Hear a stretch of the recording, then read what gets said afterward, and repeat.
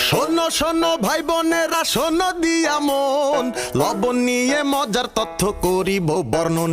আহা করিব বর্ণন।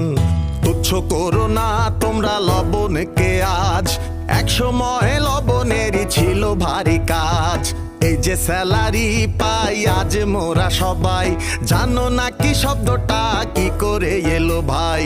প্রাচীন রোমে সৈন্যবাহিনীতে লবণ কেনার জন্য যে টাকা দেয়া হতো সেটাই স্যালারি। সেই স্যালারি শব্দটি এসেছে সল্টের রোমান শব্দ স্যালারিয়াম থেকে। সততা বোঝানো হতো সেই সময়কার, তুলনা থাকতো সবকিছুতেই লবণ খাওয়ার। অনুগত থাকতো সেনা রাজারও প্রতি, করেনি কখনো তারা রাজ্যেরও ক্ষতি। যার নুন খাই তার গুণ গাই প্রবাদটি সেই প্রাচীন আমল থেকে চলে আসছে, যা সত্যি অনেক গুরুত্বপূর্ণ আমাদের জীবনে। আলী বাবা 40 চোরের গল্প সবার পড়া, লবণের গুণে চোরের সর্দার পড়েছিল ধরা।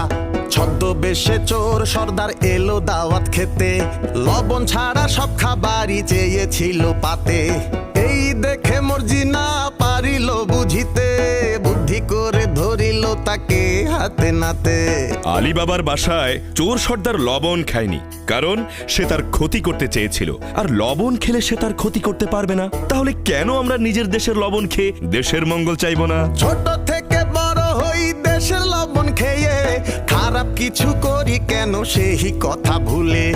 দেশের জন্য রাখবো মোরা মনের ভিতর টান, কাজ করিব 10-এ 10 রাখিতে দেশের সম্মান। দেশের জন্য ভালো চিন্তা ও ভালো কাজের ক্ষেত্রে সব সময় থাকতে হবে আমাদের 10-এ 10।